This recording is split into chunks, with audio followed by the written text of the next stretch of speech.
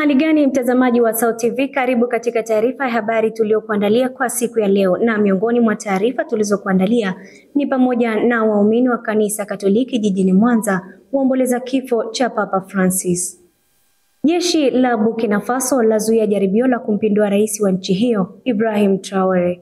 Na katika michezo, klabu ya KenGold yarejea Championship. Kwa hayo na mengine mengi, ongozana nami Maureen Samson nitakayekusomea habari za kitaifa na kimataifa.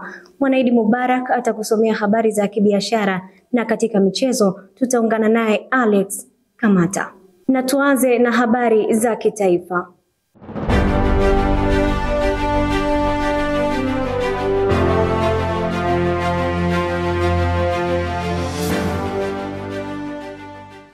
Waumini wa kanisa Katoliki mkoa wa Mwanza wameomboleza kifo cha Baba Mtakatifu Papa Francis kilichotokea jana Jumatatu huko Vatican. Papa Francis ambaye alikuwa na umri wa miaka 88 amekutwa na umauti baada ya kuugua kwa muda mrefu. Kifo hicho kimeacha simanzi kubwa miongoni mwa waumini wa kanisa Katoliki duniani, hasa kutokana na juhudi zake za kukuza amani, umoja na haki za kibinadamu ambazo zilikuwa nguzo muhimu katika utawala wake.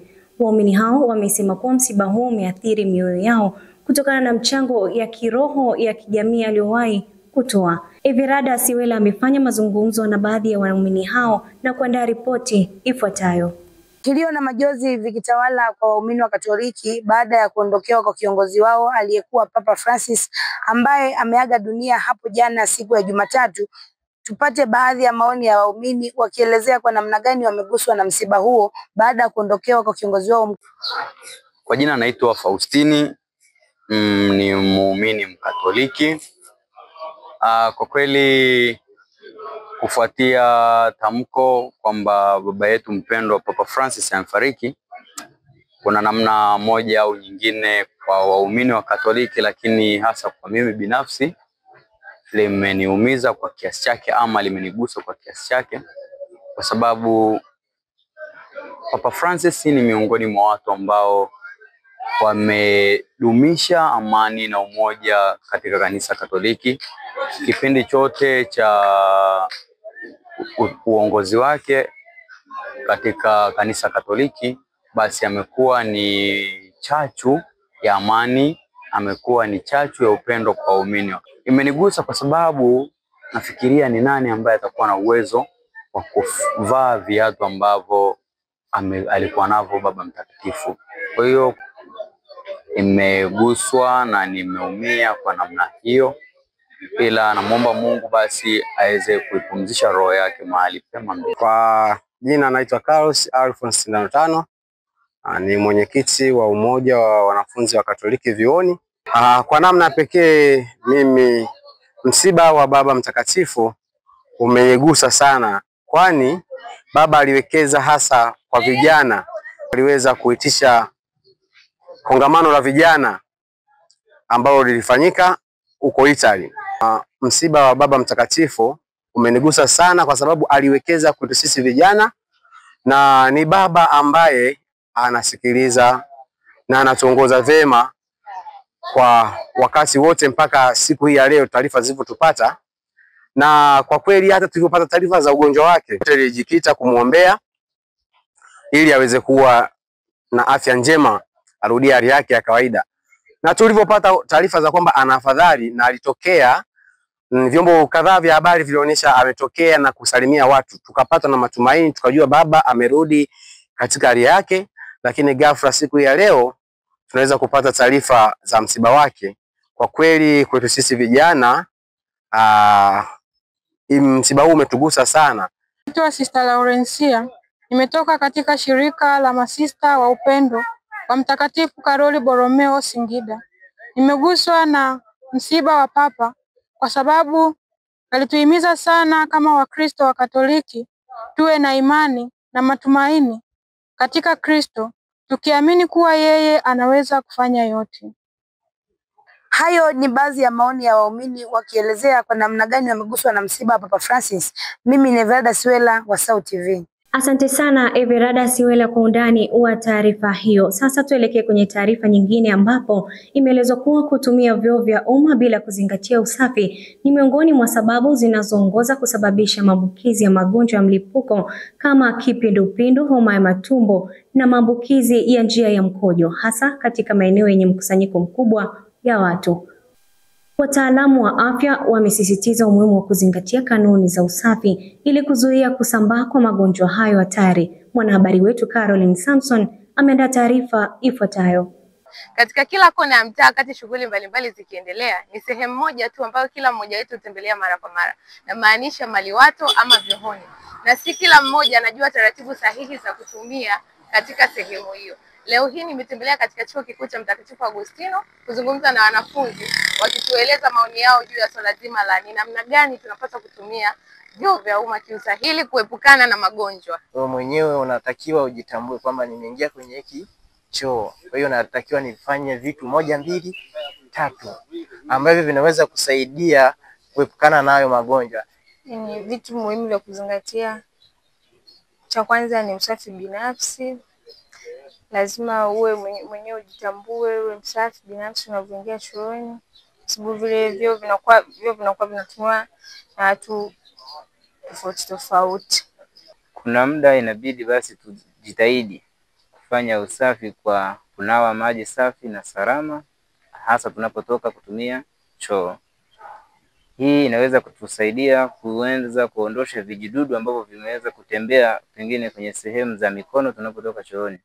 Dr. Paul Elias amesisitiza watu kutokupuuzia elimu ya usafi ambayo imekuwa ikitolewa na taasisi mbalimbali za afya juu ya masuala ya vyoo hivyo. Kwanza kabisa ni wewe mwenyewe usafi wako. Yaani ukitaka kabisa kujikinga na maradhi kama haya ambayo tunazungumzia juu habari ya maambukizi kupitia vyoo, ni usafi wako mwenyewe kwanza. Uhakikishe kwamba utambue kwamba umeenda uani na umerudi unawe. Cha pili, kuna watu wengine unakuta wana kucha ndefu. Umenielewa? Hasa wadada wa siku hizi. Unakuta ameweka kucha ndefu. Sasa kiasi kwamba hata akiwa kule uani anashindwa namna gani ya kujitawaza. Basi hata kama anaweka, aweke mkono ambao anajua hawezi kutumia kule. Tumeona asilimia kubwa ya wale watu ambao wanaopata magonjwa ni wale ambao zaidi hawajipendi wenyewe au wanapuuzia hiki kitu ambacho tunakuwa tunatoa elimu mara kwa mara. Mtu anapoenda uani, anatoka uani, anajisahau kwamba nimetoka uani, nimeenda kutoa uchafu. Anafika anapitiliza bomba, hata kama imekea bomba kama hapo, anapitiliza tu anaondoka, anasahau kunawa. Lakini yeye anawaza tu yale maji alionawa kule yametosha. Wakati yale maji yamekaa hata masaa 2, masaa 3 au siku nzima au wiki nzima. Hajui kama kuna bakteria pia mle wamo katika yale maji ambao haonekani kwa macho. Ripoti kutoka katika Chuo Kikuu cha Mtakatifu Agustino. Mimi ni Caroline Samson wa South TV. Shukrani sana Caroline Samson kwa undani wa taarifa hiyo. Sasa tuendelee na taarifa zetu. Utolewaji mdogo wa elimu kuhusu afya ya akili umeibua malalamiko kutoka kwa wananchi, wakieleza kuwa hali hiyo inachangia ongezeko la visa vya msongo mawazo, matatizo ya kisaikolojia na vifo vinavyotokana na kujiua katika baadhi ya maeneo. Takwimu na matukio ya kijamii yanaonyesha kuwa ukosefu wa uelewa wa afya ya akili bado ni changamoto inahitaji kushughulikiwa kwa kina. Deborah Ruben amefanya mazungumzo na wananchi hao na kuandaa taarifa ifuatayo. Afya ya akili ni kauli nyepesi lakini yenye uzito mkubwa. Kwa kiasi kikubwa jamii zetu hazitilii mkazo swala hili wala kulipa uzito unaotakiwa. Ingawa ina madhara makubwa hasa kwa vijana ambao ni waathirika wakubwa wa changamoto ya afya ya akili. Leo nimezungumza na baadhi ya wananchi juu ya madhara ya kutokuwepo kwa uhamasishaji juu ya afya ya akili. Na haya ni maoni yao.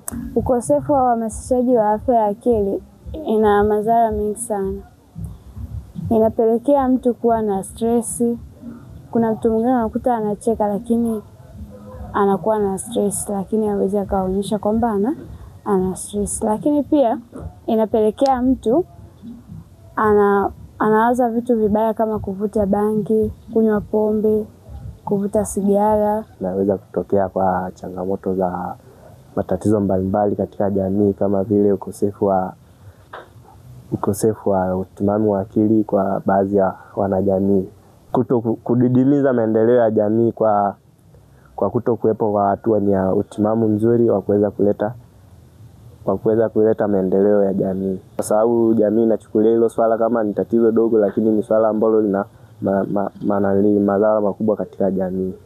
Madhara yanayotokana na kutokuwepo kwa uhamasishaji wa afya ya akili ni pamoja na kuwepo kwa vifo, watu kujidhuru, na wakati mwingine inapelekea mtu mwingine anachanganyikiwa kwa maana kwamba wanakuwa vichaa. So mtu anajikuta ana mawazo mengi, anapitia wakati mgumu, anashindwa ni kitu gani akifanya ili kuweza kuepukana na hiyo situation. Mwisho wa siku unakuta anapata mawazo ya kujidhuru, ambapo wengine wanajiua, mwingine anajidhuru labda anaweza akapata ulemavu ambao ameupata kutokana na wakati mgumu aliopitia au msongo wa mawazo. Wengine ndio vile unakuta wakikosa kabisa hata mtu wa kuwasaidia wanaishia kuwa vichaa, ambapo kungekuwepo na uhamasishaji wa afya ya akili, ingewa ni rahisi kwa sababu watu wangeweza kujua ni namna gani waweze kuondokana na hizo nyakati ngumu wanazozipitia, au ni namna gani wanaweza kuondokana na mawazo wanayopitia katika harakati za maisha yao. Wajue nikiwa katika hali hii labda nafanya kitu hiki au naepukana na vitu kama hivi, ambapo mwisho wa siku tunaweza kupunguza idadi ya vifo, tunapunguza sonona na mambo mengine. Kwa hiyo uhamasishaji wa afya ya akili ni kitu muhimu ambapo jamii hata na serikali pia inatakiwa vizingatie ili kuweza kuwasaidia watu kuondokana na changamoto kama hizo. Na hayo alikuwa ni baadhi ya maoni ya wananchi kutoka hapa mtaa Malimbe. Jina langu ni Deborah Ruben wa Sauti TV. Asante sana Deborah Ruben kwa taarifa hiyo. Mtazamaji, taarifa hiyo ndio inatutamatishia habari za kitaifa kwa siku ya leo. Tupate mapumziko mafupi, punde ni katika habari za kimataifa.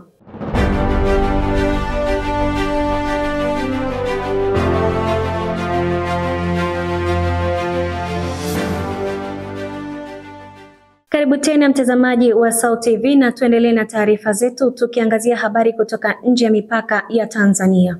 Jeshi la Burkina Faso limefanikiwa kuzima jaribio la mapinduzi dhidi ya Rais Ibrahim Traore lililofanyika siku ya Jumatatu baada ya kushambuliwa na kundi lililoripotiwa kuungwa mkono na taifa jirani la Cote d'Ivoire, ambapo wanajeshi waaminifu kwa serikali waliingia kati kwa haraka na kuzuia waasi waliokuwa na nia ya kumng'oa rais madarakani, ambapo serikali imethibitisha kuwa hali imerejea kuwa shwari na uchunguzi unaendelea kubaini wahusika na malengo halisi ya jaribio hilo.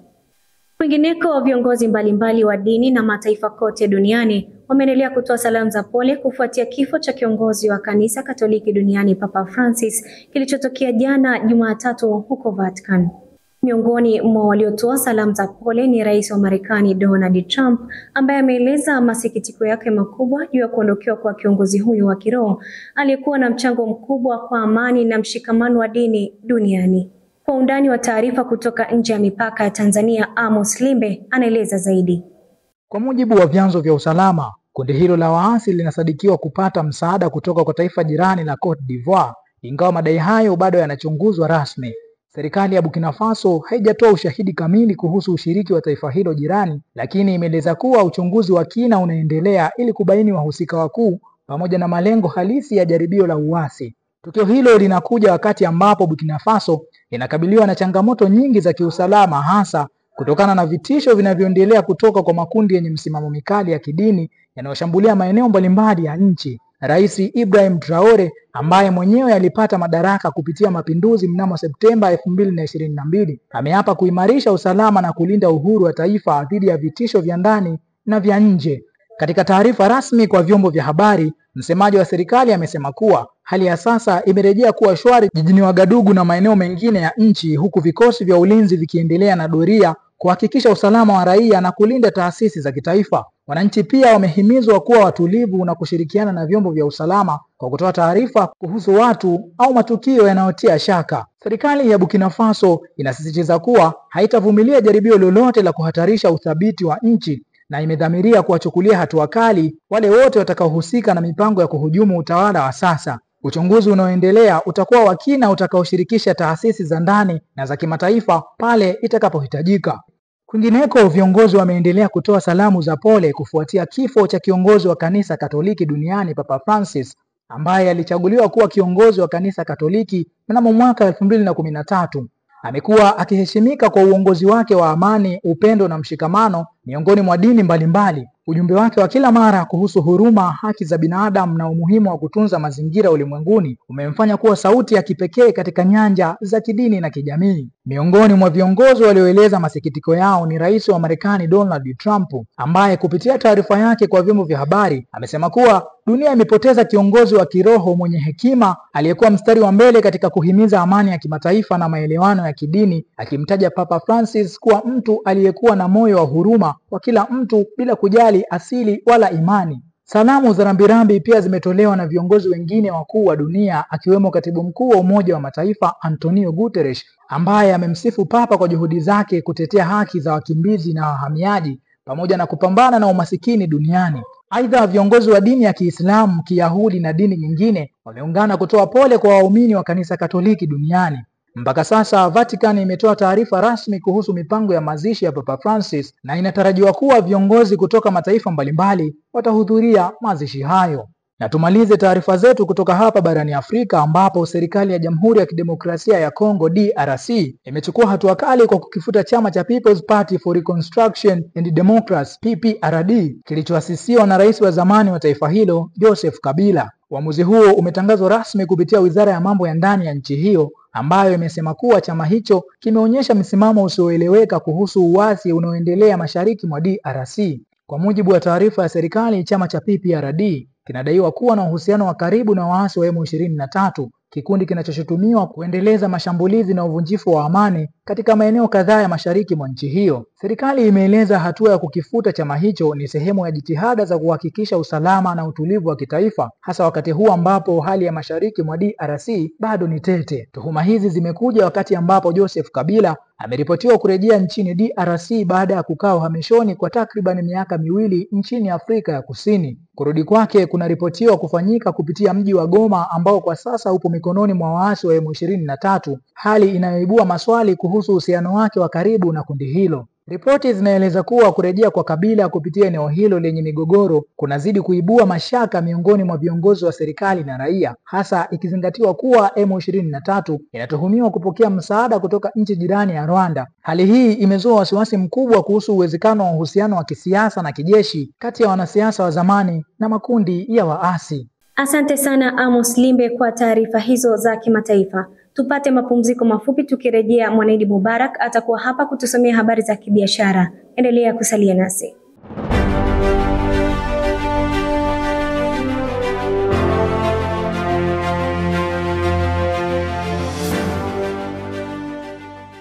Karibu mtazamaji wa SAU TV, na sasa ni habari za kibiashara. Jina langu ni Mwanaidi Mubarak.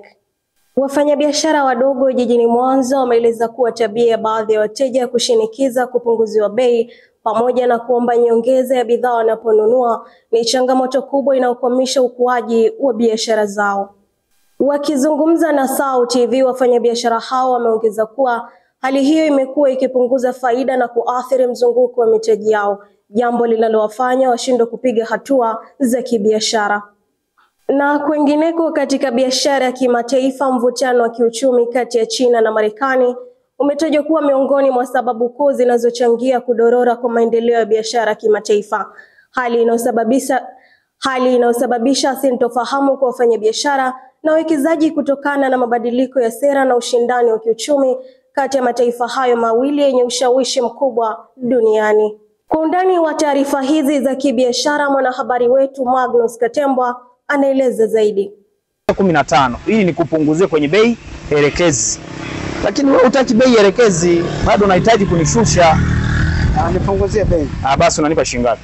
Sema kiatu ni kizuri, hiki kiatu ni kizuri, hata ungefanyaje akiharibiki, hiki kiatu ni ngozi. Maneno haya si mageni katika muktadha wa biashara, labda kwa mgeni wa biashara. Nipunguzie bei, nipe nyongeza. Ni majira ya mchana, anafunga safari mpaka kwa wafanyabiashara waliopo mitaa ya Malimbe pamoja na Nyamalango. Kubwa hapa ni kupata kujua ni kivipi tabia ya wateja kutaka punguzo pamoja na nyongeza wakati wa manunuzi inarudisha nyuma maendeleo ya biashara. Ina maana tayari atakuwa amekurudisha nyuma katika maendeleo au katika kwenye biashara yako. Ina maana mtaji utaenda unapelea, hautaingiza faida. Mteja kwetu ni mfalme. Wafanyabiashara wanaeleza mikakati wanayoitumia ili kuhakikisha kuwa wanatoa huduma zinazowaridhisha wateja wao pasipo kupata hasara. Tunakutana nao watu wa namna hiyo. Mtu unakuta kitu unakiuza shilingi 10,000. Hii ukimuuzia inabidi uanze shilingi 17,000 ili aje kwenye bei elekezi.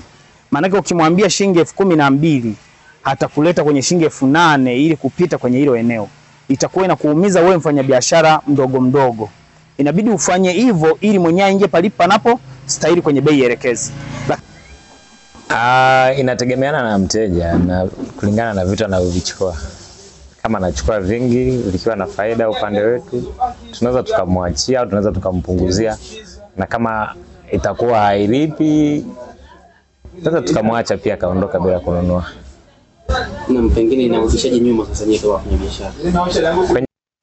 Swala hili linanipa wasaa wa kuzungumza na wateja kutaka kujua kwa nini wananunua bidhaa kwa bei ya punguzo sambamba na kuomba nyongeza, lakini tatizo hapa ni uchumi. Mimi huwa napenda kununua kwa bidhaa kwa bei ya punguzo kwa sababu sababu ya kwanza ni kwamba uchumi ni mgumu. Ndio tunatafuta fedha kwa nguvu nyingi sana. Afu tukija kununua vitu tunakuta bei ni kubwa, kwa hiyo inabidi upunguziwe bei ili uweze kusave ile fedha yako ndogo iliyobaki. Kwa mimi ninavyojua, cha kwanza kabisa tunaangalia wenyewe na kipato chetu. Unakuta mtu labda kitu bei kubwa, yeye bei yake ya chini, kwa hiyo itabidi itamlazimu aombe ili apate hicho kitu. Alafu cha pili, mimi naona kingine ni kwamba ni kama vile ni utamaduni ambao tumejiwekea. Kwamba mimi leo hata kama hela ninayo najua kabisa ninayo hapa hela hii ya hii bidhaa ambayo ninaitaka, lakini nishajiwekea utamaduni kinapenda lazima niombe yani. Negres Oscar ni mhadhiri msaidizi katika idara ya biashara chuo cha Mtakatifu Agustino cha Tanzania. Hapa anatoa elimu kwa wafanyabiashara namna ya kufanya punguzo pamoja na nyongeza kwa mustakabali wa biashara zao sambamba na manufaa kwa mteja. Wafanyabiashara wengi wamekuwa ni utaratibu wao kuhakikisha wanalinda soko, lakini pia wanalinda wateja wao kwa kutoa punguzo la bei, lakini wakati mwingine kutoa zawadi mbalimbali kulingana na bidhaa ambazo wanakuwa wakiziuza. Kitaalamu unapaswa kujua kwanza aina ya biashara unayoifanya, lakini pia ukubwa au level ya biashara yako. Itakusaidia ni aina gani ya punguzo la bei ufanye, lakini pia ni aina gani ya zawadi ambazo uzitoe katika biashara yako. Jambo la kwanza hutakiwi kufanya kutoa punguzo la bei ambalo litakuwa ni chini sana ukilinganisha na bei husika ya bidhaa ambayo unaiuza. Tukiachana na taarifa hiyo, na sasa tuangazie taarifa nyingine. Wasiwasi mkubwa kuhusu ushuru uliowekwa na Rais Donald Trump umesababisha uchumi kushuka nchini Marekani katika eneo maarufu la Wall Street, eneo linalotajwa kama soko kuu la hisa linalokabiliwa na kushuka thamani ya dola kwa 8% tangu mwanzoni mwa Aprili mwaka huu mpaka hivi sasa. Huku ushuru mpya kwa bidhaa zinazoingizwa Marekani kutoka nchi mbalimbali ikiwemo China, soko la hisa la Nasdaq limepoteza karibu 10% ya mapato yake katika kipindi hiki. Huku soko la hisa la Dow limeshuka kwa 9%. Kadhalika, wawekezaji wanakatishwa tamaa kutokana na ukosefu wa maendeleo katika biashara ya kimataifa kufuatia mvutano unaozidi kushika hatamu kati ya Marekani na China. Huku China ikitoa onyo kwa mataifa mengine kutoingia mikataba yoyote na Marekani ambayo inaweza kuidhuru nchi ya China. Hata hivyo, mchambuzi mwandamizi wa uwekezaji katika benki ya Marekani, Robert Haworth, anasema soko kuu la hisa nchini Marekani, Wall Street, linajaribu kuondokana na hali ya kushuka kwa uchumi, lakini hali bado ni tishio, akiongeza kuwa wafanyabiashara bado wapo katika sintofahamu kwani hawajui ni lini swala la ushuru litakoma. Aidha, Haworth anaongeza kuwa ikiwa hali ya ushuru itaendelea kwa muda mrefu, jambo hilo litapelekea changamoto kubwa zaidi za kiuchumi kwa makampuni na wawekezaji, kwani dalili zinaonyesha hilo tangu msimu wa kutangaza mapato ya nchi mpaka hivi sasa. Na huo ndo mwisho wa habari za biashara. Jina langu ni Magnus Katembwa wa SAUT TV. Mtazamaji, ni mwisho wa taarifa za kibiashara tulizokuandalia kwa siku ya leo. Tupate mapumziko mafupi, tukirejea ni habari za michezo na Alex Kamata. Endelea kutazama SAUT TV habari. Mimi ni Mwanaidi Mubarak.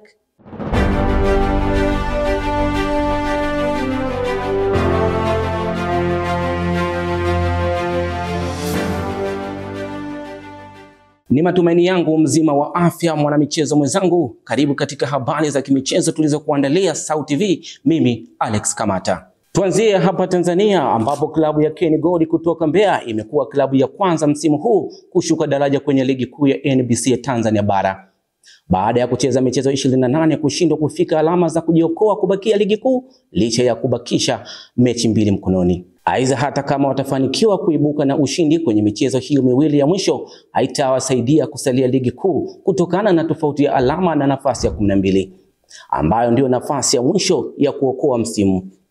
Katika michezo kimataifa, Leeds United na Burnley zimefanikiwa kurejea katika ligi kuu England kwa msimu wa mwaka 2025-2026 baada ya kupata ushindi muhimu katika michezo yao mwisho kwenye ligi ya Championship. Leeds ilipata ushindi mkubwa wa mabao 6-0 dhidi ya Stoke City, ushindi uliowasukuma kufikisha pointi 94, wakati huo Burnley wakishinda kwa mabao 2-1 dhidi ya Sheffield United.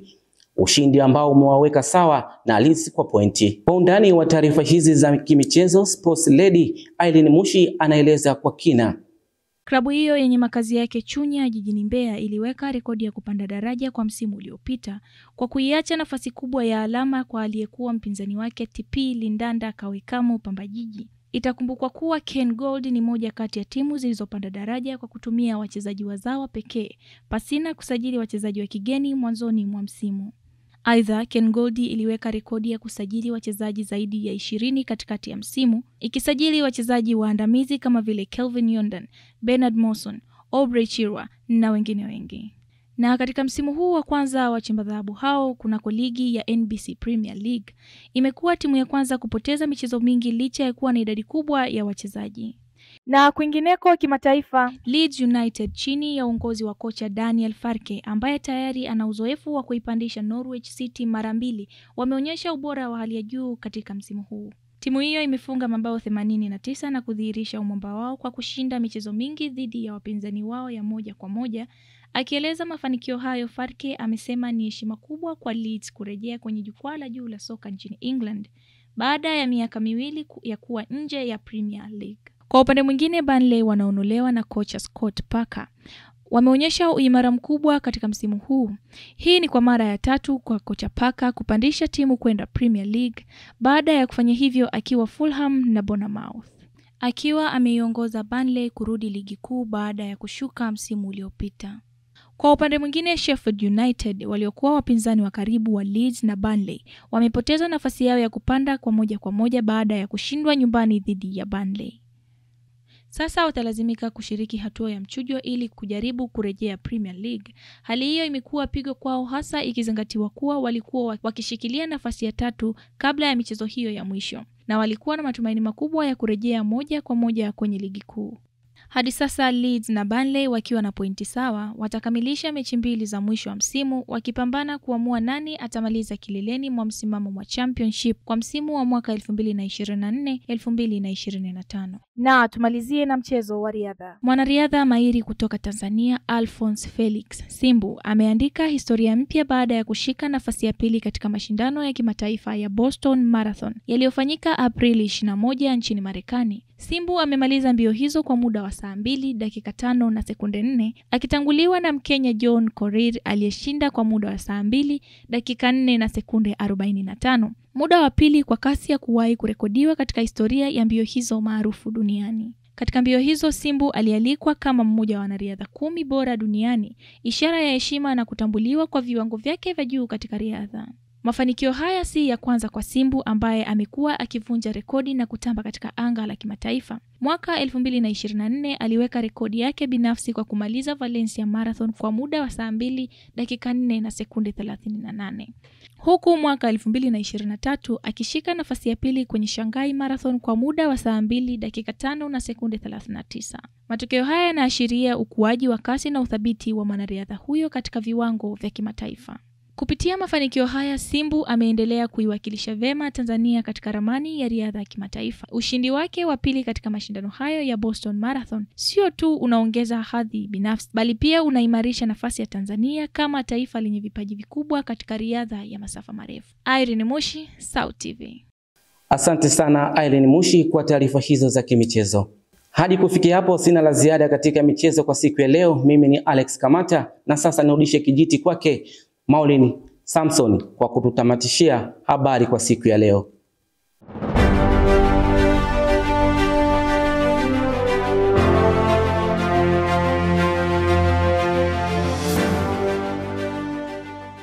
Asante sana Alex Kamata kwa taarifa hizo za michezo. Na mtazamaji, taarifa hizo za michezo ndizo zinazotutamatishia taarifa ya habari kwa siku ya leo, lakini kabla ya kumaliza taarifa ya habari tupate tena muktasari wake.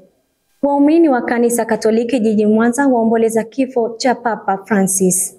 Jeshi la Burkina Faso lazuia jaribio la kumpindua rais wa nchi hiyo Ibrahim Traore, na katika michezo klabu ya Ken Gold yarejea Championship.